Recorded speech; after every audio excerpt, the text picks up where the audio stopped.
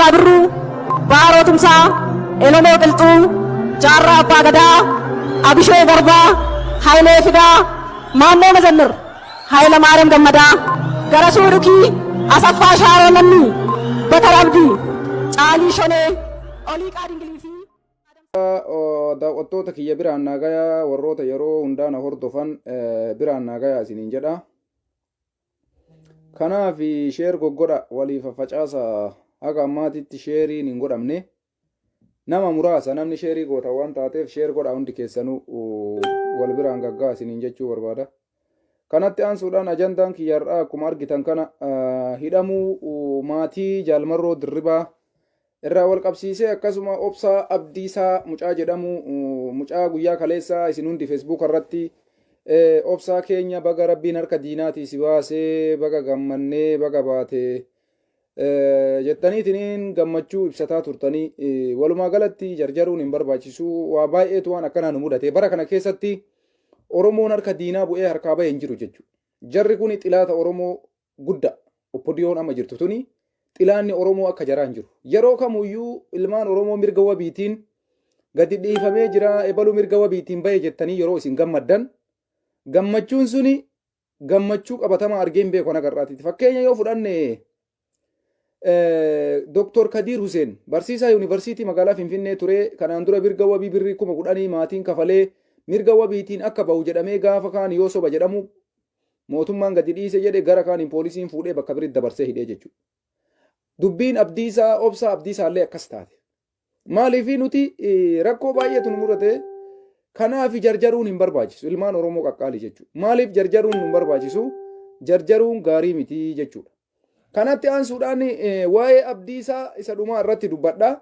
Waa'ee waraana adda bilisummaa Oromoo Jaalmarroo Dirribaatiin wal qabsiisee rakkoo amma biyya san keessatti deemaa jiruu fi waa'ee filannoo irraa dubbachuu barbaada.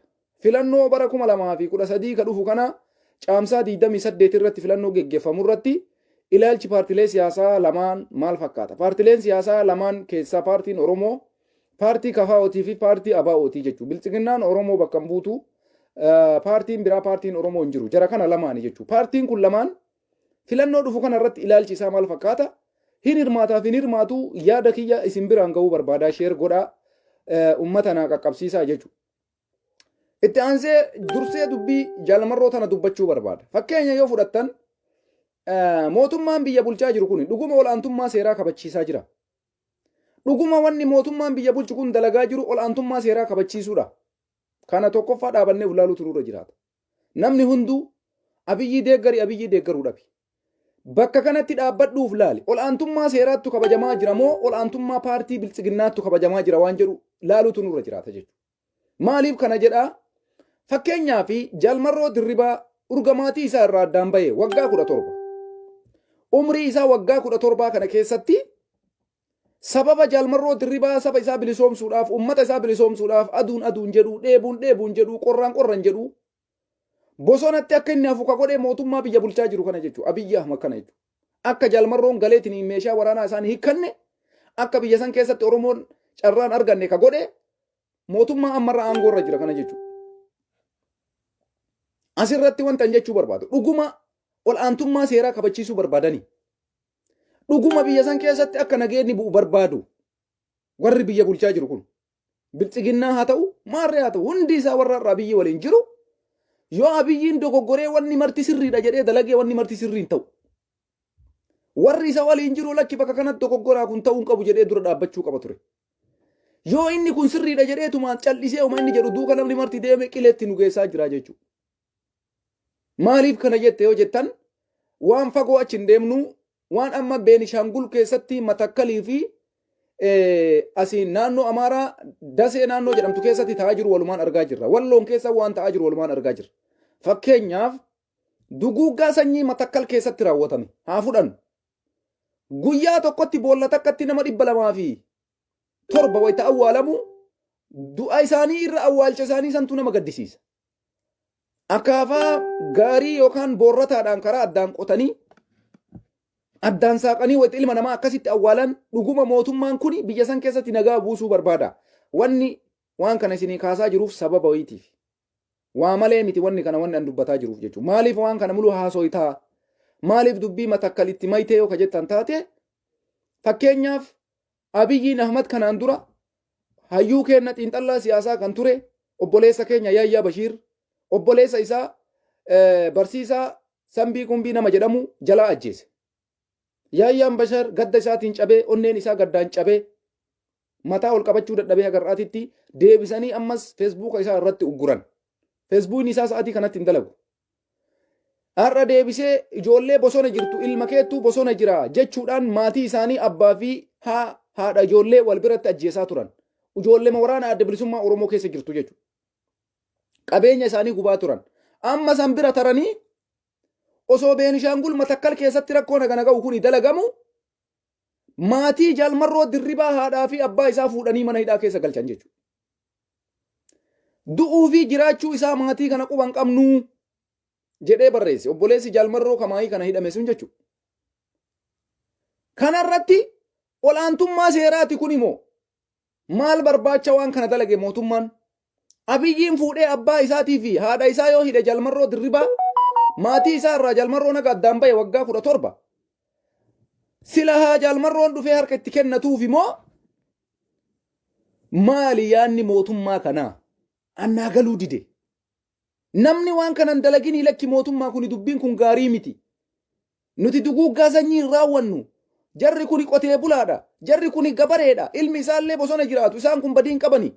Seenaa siyaasaa Itoophiyaa keessatti yeroo Dargii yeroo Minilik keessa wanni akkana duguuggaan sanyii kuni ture malee yeroo Tigreen biyya bulchitetti Jawaar Mohaammed yoo fudhattan namni Tigree hafuura itti kutee dhaabata dhoorge miidiyaa OMN fi obbo Jawaar Mohaammed kana jechuudha.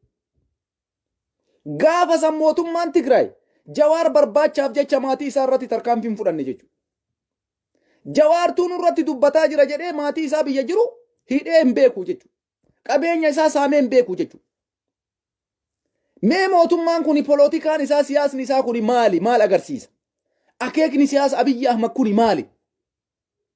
Ilma keettuun irra dubbate ilma keettu bosona jira ilma keettu biyya alaa jira jedhanii maatii namaa doorsisuu ajjeesuun kuni ilaalchi kun ilaalcha bara meeqaati? Warroonni hayyoota taatan ilaalcha kana ummata keenya barsiisuu qabdan. Kabara Hayila Sillaaseeti moo?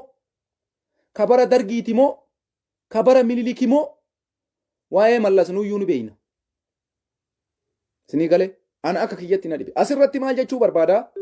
Mootummaan biyya bulchaa jiru guutumaan guututti nagaa biyya san keessatti buusuu hin barbaadu. Ol aantummaa seeraa kabachiisuu hin barbaadu. Maaliif kana jette yoo naan jettan? Matakkal keessatti nama ummata ajjeesaa jiru beekuu hin dandeenye. Nama ummata nagaa ajjeesu beekuu hin dandeenye. Ummanni 30,000, 13,000, 14,000 qe'ee isaa irraa buqqa'ee bakka takkatti walitti qabamee mana amantii beete kiristaana keessatti masgiida keessatti walitti qabamee mana isaa irraati bahee mana akkasitti taa'u jira. Yeroo har'a Abiyyiin Ahmad gadi baheetiin abbaa Jaalmarroo fuudhee hidhu haadha Jaalmarroo fuudhee hidhu yookaan ajjeesuun malan beekamu hidhaa jiranii fi du'anii isaa wanni dubeenu jira hin jiru. Gaafa haadhaa fi abbaan Jaalmarroo kun duute maaltu deema? Tarkaanfiin kana booda Jaalmarroon fudhachuudhaaf taa'u tarkaanfii akkamiiti? Gumaa haadha isaa baasuudhaaf, gumaa abbaa isaa baasuudhaaf, gumaa qabeenya gubatuu baasuudhaaf tarkaanfiin Jaalmarroon amma booda fudhatu maal ta'a akka jedhu tilmaamuun nama dhibu jechuudha. Maaliifi mootummaan kun maglacaa yookiin ibsa wayii baasee jira. Anis duguuggaa sanyii nama nagaa irratti fudhadhaa, atis duguuggaa sanyii nama nagaa irratti fudhadhu Jaalmarroo jedheenii beekamtii kennaafii jira jechuudha. Kanaan duratti waraanni adda bilisummaa Oromoo nama nagaa ajjeesu osoo hin taane finxaaleeyyii shororkeessitoota warroota sirna naafxanyaa leellisanii fi akkasuma basaastota irratti tarkaanfii fudhachuu ture. Gaafa abbaa isaatiif haadha isaa kana Abiyyiin Ahmad ajjeese tarkaanfiin kana booda Jaalmarroon fudhatu nama nagayaa gubuu, mana nagayaa gubuu, qotee bulaan akka gadi baheen galle gochuu, nama nagayaa kararratti qaluu dhufaa jechuudha. Kana eenyutu beekamtii kenneef? Abiyyi Ahmad jechuudha. Olaantummaa seeraati jedhee abbaa isaa nama miskiina kararraa qabee wayita mana hidhaa geessu atis akka an godhe kana godhii jechuun itti jira jechuudha. Maaliif jette yoo jettan Jaalmarroon har'a nama hidhatee jiru tokko nama waraana qabatee deemaa jiru tokko ajajaa waraana tokkooti. Isinii galaami ajajaa waraana tokkooti. Abbaa barbaade qalsiisuu danda'a. Abbaa barbaade ajjeesisuu danda'a. Garuu waan kanaaf fakkeenya ka ta'e Abiyyi Ahmadii jechuudha. Abbaa isaa ajjeesee garuu gumaa abbaa isaa ni baasa jalmarroon. Eenyurraan baasa? Ummata nagayaa miskiina gabaree gubee qotee bulaa gubee. Kana eenyutu karaa mijjeesse eenyutu karaa saaqe waan Matakkal keessatti raawwatame Itoophiyaa guutuu keessatti akka wal ga'u namni raawwataa jiru mootummaa biyya bulchaa jiru kana jechuudha. Abbaa namaa tokko fuutee yoo hiite jalmarroo har'a waraana qabu kana dhiisi dheengadda mucaa Shawaa keessatti ajjeesan kuushiisan jechuudha. Abbaa isaa ka wayyaana Tigree jala ajjeefte nama 6 du'aan adabee isa dhumaa irratti ajjeesan jechuudha mana hidhaatii baasanii sallee. Jalmarroon har'a tarkaanfii san caalu fudhachuu danda'a. Biyya san keessatti nageenyi akka hin buune akka biyyi sun tasgabboofni namni godhaa jiru mootummaa biyya bulchuu jechuudha. Ummata nagayaa basaastuu qofa irratti tarkaanfii hin fudhatinii nama nagayaa gabaree bakka argitetti qotee bulaa bakka argitetti abbaa barbaade qalii fakkeenya kanaan biyya kana shororkeessi jedhee namni fakkeenya jalmarroodhaa kaayaa jiru Abiyyi Ahmadii jechuudha. Addunyaanis raga. Ummanni Oromoollee raga. Wanni amma dalagame hidhaa fi maatii jalmarroo qabeenya isaanii gubuu kuni fakkeenya nusii goone kana atis nama nagayaa gubii nama hidhate qofa irratti tarkaanfii hin fudhatinii nama qawwee harkaa qabu qofa irratti tarkaanfii hin fudhatinii ummata nagayaallee mana isaa waliin gubii akka Matakkal keessa dalagamaa jiru kana godhii jedhanii fakkeenya kaafii jiru jechuudha. Dhuguma osoo nagaa barbaadee maatii isaa fuudhee ni dhufu. Maatii isaa fuudheen doorsisu. Intee har'a maatii jalmarroo yoo ajjeese Abiyyiin nama 2 ajjeesa bara. Abbaa fi haadha obboleessa nama 3 qofa ajjeeftaa miti. Garuu sababa nama 3 kanaan as bee nama meeqattu bayuuf deema. Sababa nama 3 ati ajjeefte ummanni nagayaa qe'ee irraa buqqa'uudhaaf deema. Mana waliin gubachuudhaaf deema. Gara gadi bahee dhabuu gana baqatuudhatti seenaa jechuudha. Kana karaa saaqaa jiru mootummaa biyya bulchuu jechuudha. Ol'aantummaa seeraa osoo hin taane biyya san keessatti gochi duguuggaa sanyii Itoophiyaa keessa bakka hunda akka wal ga'u namni karaa saaqee karaa banaa jiru mootummaa biyya bulchaa jiru Abiyoot Kaasaayee Camadaa kana jechuudha. Waa takka wanni inni ittiin deemu waan nama gaddisiisu. Indee abbaa jalmarroo yoo ajjeefte jalmarroon dhufee harka si kennate si fakkaate akkuma ati abbaa isaa ajjeefte abboota akkasii abboota miskiina 1000 ajjeesa. Akkuma ati haadha isaa ajjeefte haawwota akkasii 1000 ajjeesa. Akkuma ati qabeenya abbaawwan isaa gubde qabeenya akkasii qabeenya ummata miskiinaa 1000 guba. Wanni tarkaanfiin fudhatamu kana jechuudha. Kanaan alatti wanti biraa wantummaan ati gochuudhaaf biyya san tasgabbeessuudhaaf pilaanii baastee lakki biyyi tun asatti gabbootu biyya kana nagaatti buuse jettee godhaaf hin jirtu namnummaan ati nama ajjeefte si sodaatu takka hin jiru jechuudha. Warri kanaan dura nama irraa ajjeeftellee namni dhufeetiin sii jedhee sii sujuude hin jiru jechuudha. Jalmarroo maatii isaa kana osoo halkan edanaan bulchin daqiiqaa takkatti gadi dhiisuu qabda. Daqiiqaa ammaa keessatti jechuudha. Haadhaa fi abbaa isaa sa'atii ammaa kana keessatti yoo gadi hin dhiifne maatiin nagayaa irratti tarkaanfiin akka fudhatamu qotee bulaa nagaa irratti tarkaanfiin akka fudhatamu namni ayyama kenneef Abiyyi Ahmadii jechuudha. Jaalattanii osoo hin jibbine dhugaan jirtu tana. Kanaafi tarkaanfii fudhatamuu heddu kana dubbii amma dhufuuf deemu kana akka gabaabsuu yoo ka barbaadu taate hatattamaan maatii isaa gara qe'ee isaaniitti akka deebi'an gochuu sirra jira.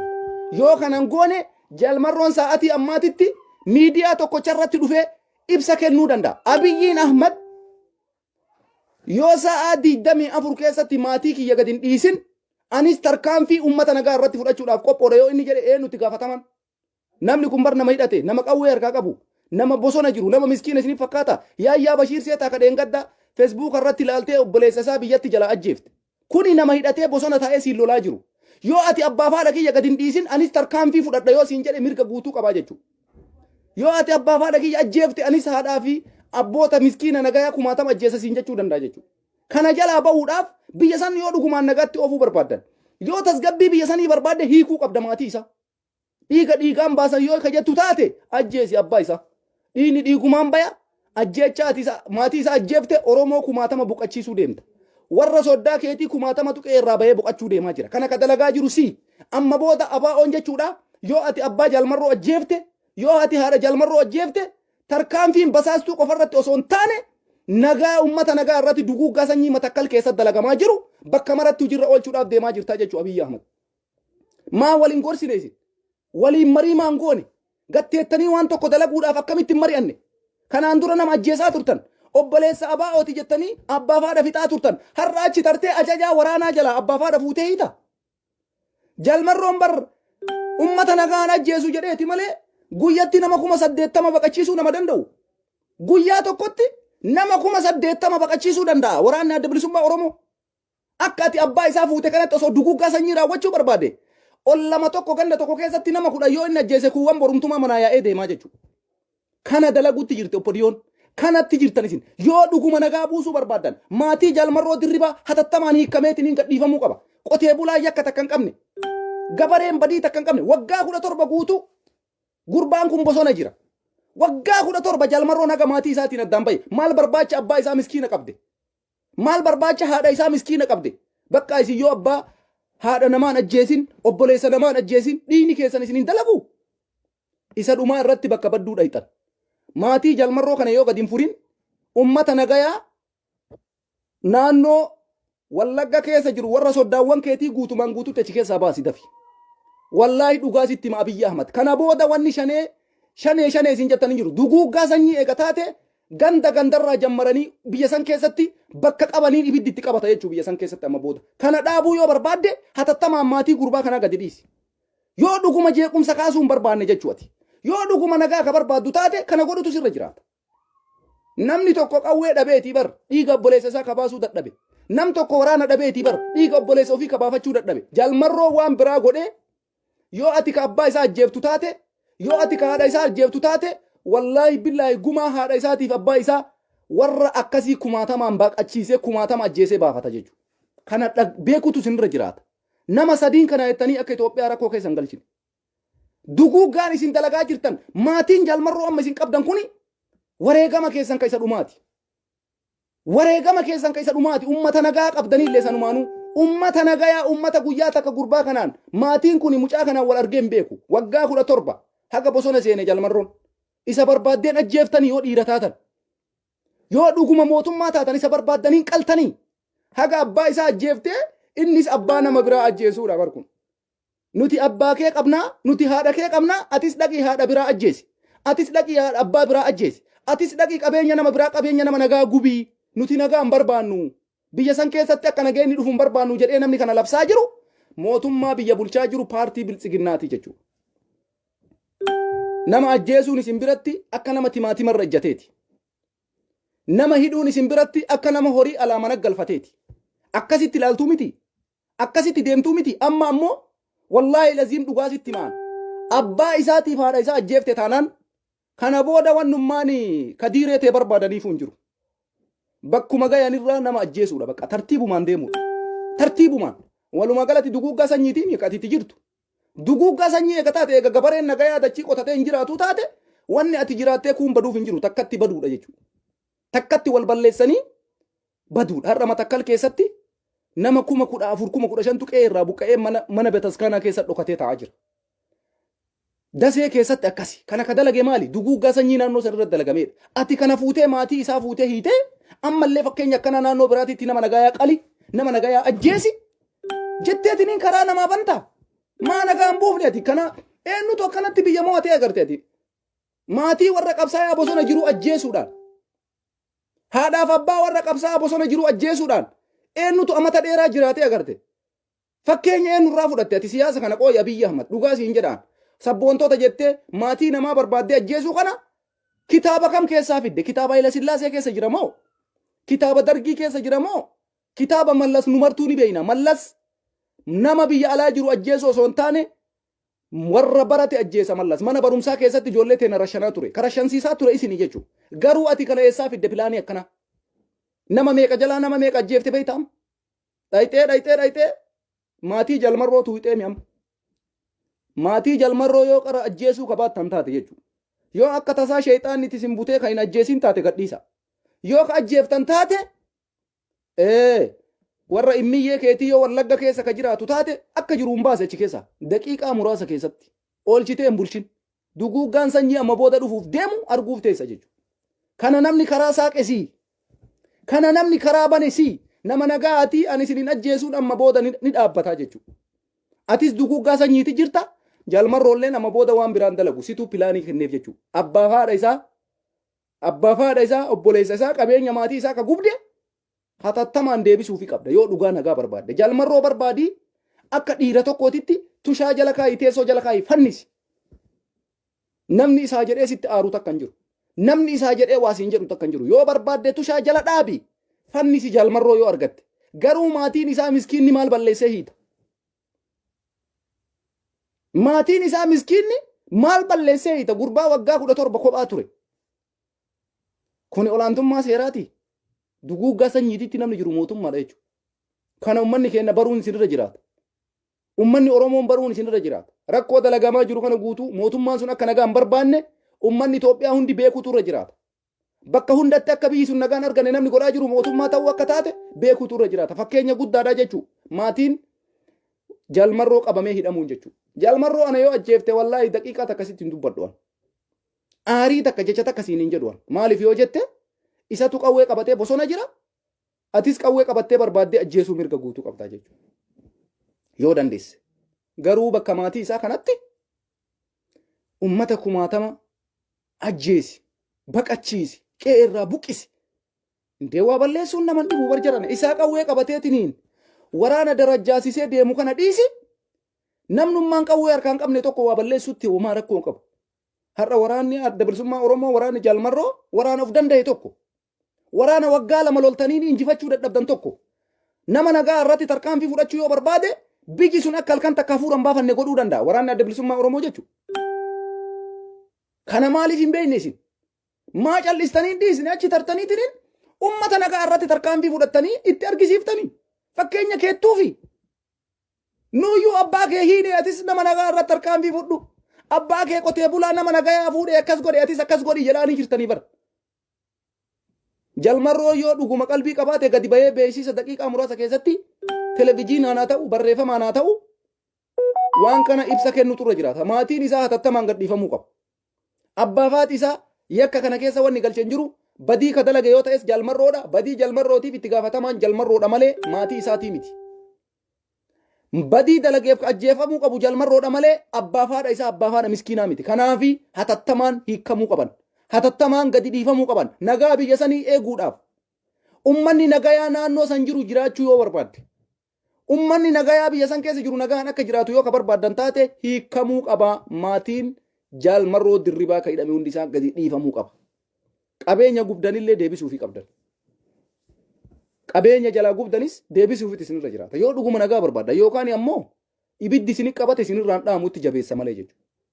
Ibiddi isinii qabate ibiddi daran isinitti cima malee isinirraan dhaamuu jechuudha.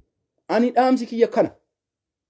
Waan wallaalummaa kiyya waan natti fakkaate isiniin jedhee jira.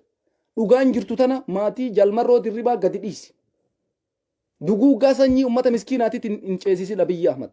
Kama takkal keessaa garaan nu gubate ummata dhumaa jiru garaan nu gubate amma wanni kun bakka mara akka wal ga'u godhaa jirtaa jechuudha. Akka kana booda gara laafummaan hin jirre godhaa jirtaa jechuudha. Kanaafi sirraa'uu qaba. Ajandaan kiyya kabraa waa'ee filannoo. Filannoo dhufaa jiru kana irratti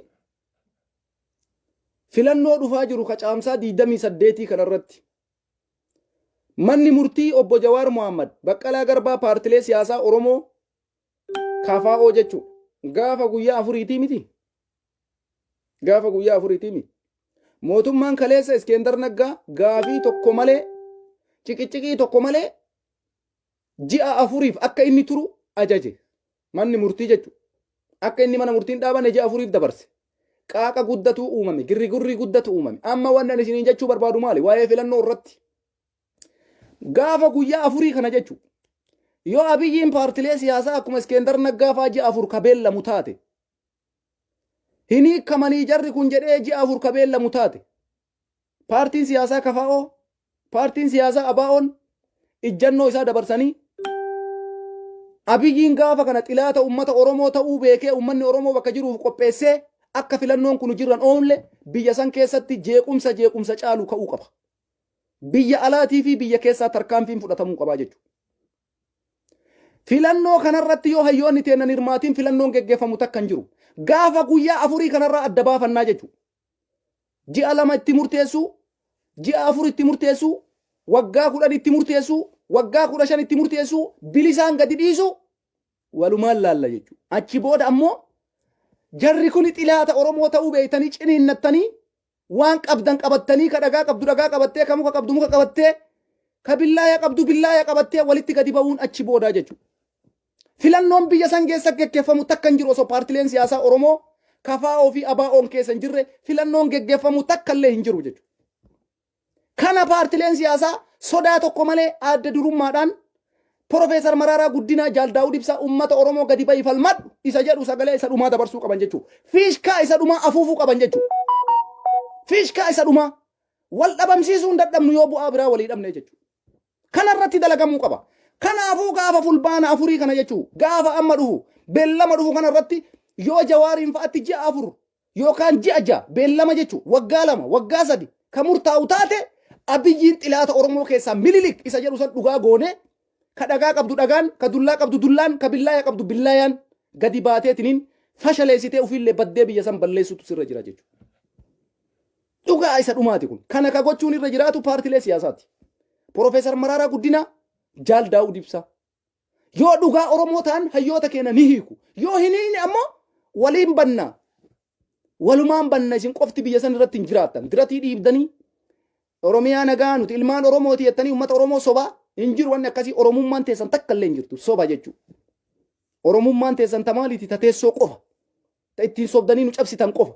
Kanaafi yeroo gabaabduu keessatti kunis adda nuubaa warri paartii siyaasaa bakka buutan kanarratti gadi fageenyaan sodaa tokkoon ala dubbachuu qabdan. Isin haa hidhan isinillee. Isin haa hidhan. Dhugaa sitti hima Profeesar Mararaa Guddinaa badhee hin taa'in. Jaal Daawud Ibsaa badhee hin taa'in. Qilixoo seeneetis.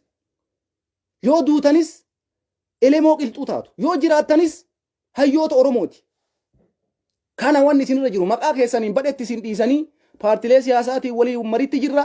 Paartilee siyaasaa waliin akkas godhaa jirra. Paartilee siyaasaa waliin akkana godhaa jirra. Abadan kun hin dalagu.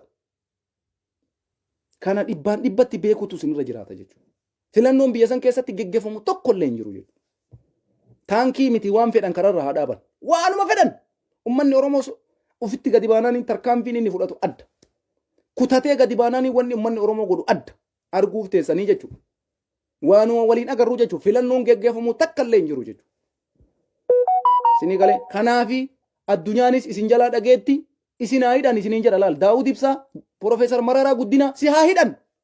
Si haa hidhan wanni ati badhee teettee sittiin daldaalataniif hin jiru. Ati meeshaa miti. Miseensi kee godinarraa kaasee haga aanaatitti waajjirri kee yoo sii baname akka seeraatitti filannoon dhugaa yoo geggeeffame miseensi kee yoo sii hiikkame filannoo dorgomuu dandeessa. Yookaan ammoo barbaaddanna ajjeesa barbaaddanna hidhaa jecha jedhu kana ta'uu qaba dubbiin keessan kan isa dhumaa gaafa guyyaa 4 kanarraa kaasee jechuudha. Tarkaanfiin Profeesar Mararaa Guddinaa gaafa guyyaa 4 irraa kaasee tarkaanfiin kee yoo baastan hayyoota tiyya naa baasa yoo naa bantan waajjira kiyya naa banaa yoo naa bantan miseensa kiyya hunda naa hiika yoo kana naan goone yaa na hidhuu yaa na ajjeesuu. Kanarratti murteessitee sodaa tokko malee gadi baatee dubbachuu qabda jechuudha. Addunyaalleen hin agarti uummanni Oromoos ni arga. Gaafa kana akka itti jarri filannoo geggeessan ni ilaalame. Paartii ABO'llee kanuma siidhaamas illee. Karaan keessan tokko Oromiyaa bilisoomsuu Oromoo bilisoomsuu. KFO's ta'e ABO's ta'e jechuudha. Namni mana tokko ijaaruu citaa waliin saamu jedhanii ijjannoon keessan tokko ta'uu qaba jechuudha. Kanaafi guyyaa 4 irraa kaastanii murtii Abiyyiin Ahmad dabarsu laallee Abiyyi mastigoo osoo hin taane Daawud Ibsaa fi Profeesar Mararaan Guddinaallee qilixoo galuu qabu. Nuti warri biyya alaa Abiyyi mastigoo Abiyyi masti maalii jechuu dhiisiiti Profeesar Mararaa Guddinaa fi Jaal Daawud Ibsaa qilixoo galuu qabu. Gaafa san addunyaan akka Abiyyiin dhugumaan badaa taate amanti ummanni Oromoos gaafa san garaa irraa kutatee bakka jiru maraa qabsoo finiinsuudhaaf gadi bayaa jechuudha. Kana dalaguutu isinirra jira.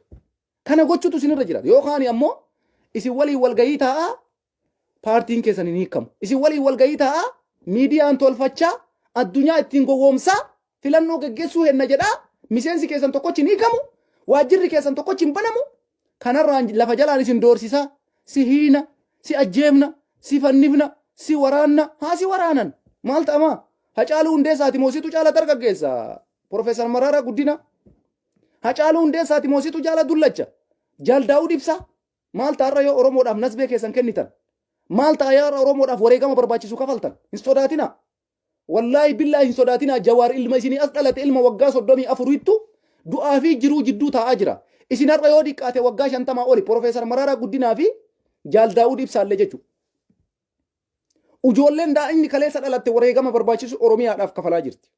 wareegama barbaachisu biyya isiitiif jechuutti jiran. Kanaaf isinis sodaa of keessaa baastanii kaleessa hin sodaanne har'as hin sodaattan.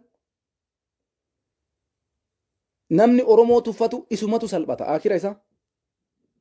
Namni Oromoo salphisuuf deemu isumatu salphata. Kanaafi tarkaanfiin keessan guyyaa afurii kanarraa kaasee garanatti jijjiiramuu qaba. Yoo nu hiitan nu hidhaa yookaan nullee miseensa keenya nu hiika. Filannoo nu keessa jirru kana filannoo eega nu ayyamtan akka paartii tokkootitti seeraa waajjira keenya nu bana. Beekamtii seeraa nu kenna. Miseensa kiyya naa hiikaa jedha akka paartii seeraa tokkotti gaafii keessan dhiyeessaafi. Lakkiin goonu namni miseensi keellee ka hiikame hin jiru. Waajjirri ati banattus hin jiru. Maqama qofaaf as taa'ii kootu walgahii waliin goona. Gaafa nuti filannoo goonullee maqama qofaaf keessa jirta. Wanni filatamu qofti anuma qofaa yoo ta'u taate maali Profeesar Mararaa Guddinaa ati ashangulliitiidha. Daawud Ibsaa ati ashangulliitiidha. Siin taphatu. No ta'uun qabu kun mana hidhaa seenutu sinii caala sinillee akka jarasanii. Maqaadhaaf paartii siyaasaa jedhanii maa isin galmeeffatumaa? Maaliif siyaasa ofii ittiin tolfatumaa? Dhugaan jirtu tana. Du'a yoo taate Jawaari isin sodaanne isinis hin sodaanne hin sodaatin ammallee. Baqqalaan Garbaan sodaanne Profeesar Mararaalleen du'an sodaatu. Jaal Daawud Ibsaallee du'an sodaatu. Hin beeyna jarri kun qabsaa'ota Oromooti. Oromoodhaaf wareegama barbaachisu. Kafalu Oromoodhaaf wareegamu. Kanaafi addanuu ba'uu kaatee jirti jechuudha. Manni murtii waan dabarsu hiniikaa waggaa hagana hidhaa waggaa hagana hidhuu ji'a hagana tursiisaa ji'a hagana tursiisoo yeroo gabaabduu keessatti fagoo hin jirru jechuudha. Kanarraan uummanni Oromoo waan gootan isintu beeka. Akka itti qabsooftan isintu beeka. Akka itti isin Oromiyaa irratti dachii teessan irratti waan mara goonfattan isintu beeka. Kanaafi maqaa Oromoodha jechuun abiyyiin Oromiyaa gowwoomsuun amma boodaan danda'amu jechuudha. Kana gowwummaa kana uummata keenya jalaa baasuudhaaf gowwummaa uummanni keenya jala kufe kana hambisuudhaaf hayyoonni teenya ta'ala jettan akka Profeesar Mararaa Guddinaa akka Jaal Daawud Ibsaa waan jiru hunda uummata keessaniin geettanii mootummaallee akka nama tokkootitti gaafii seeraa barbaachisu karaa seeraatiin dhiyeessitanii fi eega filannoo nu ayyamtan miseensa kiyya naa hiiki. Eega filannoo na ayyamte waajjira kiyya kanarraa cufte naa bani. Gaafii seeraati kun. Lakkisiin godhu. Hayyee Xayyib maaliif filannoo hirmaadhare? Ana booda carraan kiyya na ajjeesi yookaan na hidhi. Dhaqqa. Olaantummaa seeraa yoo taate seeraan gaafataa jira Mararaan. Olaantummaa seeraa yoo taate seeraan gaafataa jira Daawud Ibsaa jechuudha. Boordiin filannoos yoo hayyoota kana hiikuu hin dandeenye yoo deebiseetiin uummata kana waajjira isaanii magaalaa takka irratti banuuf hin dandeenye maali filannoon isaan godhan? Eenyuun filatu eenyutu isaan filata ishii waajjirri takka hin jiru. Miseensa takka hin qabani. Mee filannoon maan jarri kun keessa hirmaachuu jedhan filannoo akkami? Kanaafi an akka nama tokkootitti akkanumatu taa'ameetuma yoo laalame waan fakkaatu miti jechuudha. Kanaaf maqaan keessan keessaa zarrasamuu qaba akka jara kaanii. Kanaaf Oromoon beekee nama isaa dorgomu akka hin qabne paartii isaa dorgomu tokkollee akka hin qabne beekee qurxii beekee mormaa isaatitti taa'uu qaba. Mormii isaatitti taa'uu qaba. Waan akkasirratti waan isin eegaluu qabu. Paartiin KFO filannootti hirmaateef hin mo'ataa miti. Paartiin ABO filannootti hirmaateef hin mo'ataa miti. Namni qabuu teessoo qaba bar. Ati sagalee sii kennamu jira bar. Sagaleedhaan wal jiisanii bar. Filannoo dorgomee Jawaar yookaan Profeesar Mararaan Daawud Ibsaa paartii ABO KFO yoo paartiin bilchiginnaa moo'ate bilchiginna biyya bulcha. Sagalee argate saniin garuu KFO'n uummata isaanii tajaajila jechuudha. Sagalee argate saniin teessoo argate saniin Itoophiyaa san keessatti saba isaatii waan tokko godhaa jechuudha. Hayti jirtu tana jechuudha. Dubbiin jirtu sii tana jechuudha. Kanaafi namni dirqama filannoo godhe tokko filannoo nama mo'ataa miti. Hin moo'annaallee miti. Har'a paartiin lamaan kun dorgomee mo'atee biyya san bulchaa miti dubbiin. Waliigalatti filannoo tokko godhuudhaaf akka seeraatitti jira. Seeratu jira, keeyyata jira. Namni kamuu miseensa qabaachuu qaba godina irratti, aana irratti, ganda irratti. Akka paartii KFO'titti jechuudha. Akkasumas miseensi isaa itti aanaan hin jiru, barreessaan hin jiru. Mee maaliree dorgommiin jara kana? Kana haasa'a kiyya malee ofii isaaniitiyyuu waan itti ilaalameetiin itti yaadanii dalaguu qabanii jechuudha. Kanaafi warra har'a maqaa Oromootiin daldaalu waliin boolla takkatti awwaalamnan wal qabannee Oromoon lamaan jechuudha. Dhugaa isinitti himan. Abbaan feetee jala deemteen arrabsitee dhiistee rakkoo kiyyaa miti. Garuu dhugaan jirtu tana. Hayxitu jirtu tana. Osoo paartiin kenna warri kaleessa biyya tana keessatti qabsoo geggeesseetiin injifannoo hagana ga'u mul'ise kuni hidhaa jiru filannoon geggeeffamu takka illee hin jiru jechuudha. Isa dhumaa irratti wanni biraa waan isin dhaamu maali? Waa'ee obsaa Abdiisaa jechuudha. Mucaa kaleessa mana hidhaa irraa gadhiifame jedhanii ummanni keenya gammadee waa baay'ee maqaa isaa Facebook irra maxxansaa turtan. Waa'ee isaa irratti wanni ani isiniin jechuu barbaadu ummanni keenya osoo waa addan baafatin jarjartanii waa takka hin godhina. Osoo yookaan miidiyaan OMN hin gabaasin osoo yookaan hayyuu Oromoo tokko nama qabatamarraa amantan aktiivistis haa ta'u inni hin maxxansin ebalu hiikkame jecha jedhu kana Facebook irra dhoofina. Gaarii miti isiniifuu hin ta'u. Isin jaalala qabdanii maxxansitan garuu dubbiin sun dhugaa miti soba waan ta'eef irraa sirraa'uu barbaada. Obsa Abdiisaa mana hidhaatii hin baane har'as mana hidhaa jira jechuudha. Mootummaan kun haga nama hidhee Oromoo nama inni hiikee nagarra. Inni agarra. Warra Oromoo sabboonummaa qaba, warra gootummaa qaba, warra saba kanaaf quuqayu namni Abiyyiin hidhee hidhaa gadi baase tokko illee hin jiru agarraatitti. Akkuma isin argitan kana mirga wabii qabsiisanii birrii irraa fuudhee hidhamat deebisa. Mirga wabii qabsiisee birrii irraa fuudhanii hidhamat deebisu. Kanaafi dhugaan jirtu sii tana waan addan baafatin tokko waan dhugaa ta'uu hin beekne tokko hin maxxansina. Ani bilisoomeera bar. Abdii Kamaaliiti kun maali? Ani bilisummaa kana caalu maal godha? Bilisoomnaanu akkana taa'ee sii dubbadhaami. Ati amma warri amma jala deemtanii na arrabsitan kuni warra maalummaa keessan hin beeknedha. Oromoodha moo Amaara moo Tigreedha moo Silxeedha moo Walaayitaadha moo Guraageedha moo Hadiyyaadha moo Kambaataadha moo maali osoo jedhanii si gaafatanii ani harreedha jedhee warra namaa deebisu isi. Ani harreedha hayya. Isin akkasii bar namni namummaa ofii hin beekne maal godhaan arrabsameen. Oromoo ta'uu keetti amantee waan sirrii mormachuu qabda. Yookaan ammoo osoo hangaafii si gaafadhe ani maali? Ati Guraagee moo? Ati Oromoodha moo? Ati Walaayitaadha moo? Ati Amaara moo? Ati Tigreedha moo? Ati Silxeedha moo? Yoo ansiin jedhe ani hayyaadhaadhaan jetta jechuudha. Waan biraa deebiin qabdu kwa. Sii galee anaafati waliin madaallu jechuudha. Ani gara marattuu Abiyyiin aangoo qaba qawwee qabaa jedheetiniin isa jala hin fiigu. Haga jirtu dhugaa jirtu waan jirtu uummata kiyyatti hima. Namni fudhateen fudhata ka dhiisen dhiisa rakkoo kiyyaa mitisu. Ani garuu dhugaa jirtu dubbachuun dirqama jechuudha. Dirqama waan Abiyyi qofa dubbachuu qabda yoo jette san anaan jechuu hin dandeessu. Yoo jaartii qabaatte jaartii teetiin jedhe. Yookaan ammoo warruma si waliin waan akkasii haasa'u mana keessa walitti qabi ijaarii WhatsApp fa'aan dubbachiisi malee ana waan Abiyyi ta'uu hin dubbadhu. Sii galee akkasii deebii isin haa ta'u warra koomantii nama arrabsuudhaan jijjiiramni hin dhufu. Nama waa jechuudhaan jijjiiramni hin dhufu. Na arrabsitee maal jettee maaluma narraa balleessita amma haga jala dhuftan kana koomantii nama baay'ee arga inuma na arrabsitu akkuma nama agarreetitti gaduma laalee dhiisa barra. Maal faayidaa isinii qabame? Quba keessan bicha isin dhukkubee jechuudha. Harka keessan bichatu isin dhukkubaa jira jechuudha. Ani waan na fakkaate ni dubbadha. Ati garuu maaliif Abiyyi sagalee hin taane maaliif waan Abiyyi waan gaarii hin dubbanneef na arrabsita? Waan birii fi miti bar. Maaliif waan Abiyyi waan gaarii hin dubbanne ka jedhuuf ay jala deemtanii na arrabsitanii miti? Hin jedhamu waan akkasii yoomu. Akkasii dhugaan jirtu kana namni wayii na affeeri naan jechuu jirta yoo ani si affeerede silkiin kun irraa na baasaa garuu mee yaada qaba nama naan jedhaa ture jira jala jira. Eenyu ni iyyuu badii. Sirraa fuudhuu barbaade yoo dalage yaada sii kenna nama yaada qabu naan jedhe jira. Mee barreessi namni sun namni amma as jalatti reefi yaada wayii qaba naan jette sun.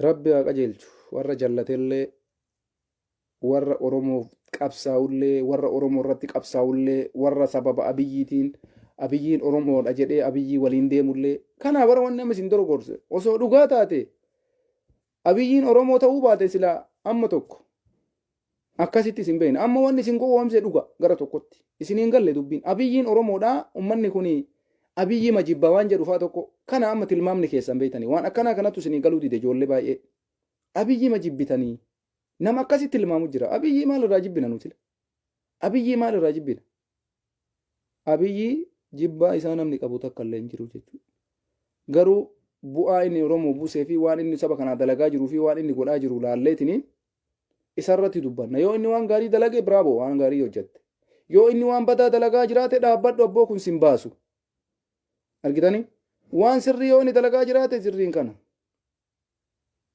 jedhee irraa dubbadha malee waan biraa ani dirqama osoo abiyyiin waan takka waan gaarii nuun godhin abiyyi Sasaa Birruu, Baaroo Tumsaa, Elomoo Qilxuu, Jaarraa Abbaa Gadaa, Abishoo Garbaa, Hayilee Fidaa, Maannoo Mazannir, Hayila Maariyaam Gammadaa, Garasuu Dhukii, Asaffaa Shaaroo Namni, Bakar Abdii, Caalii Shonee, Olii Qaadingilii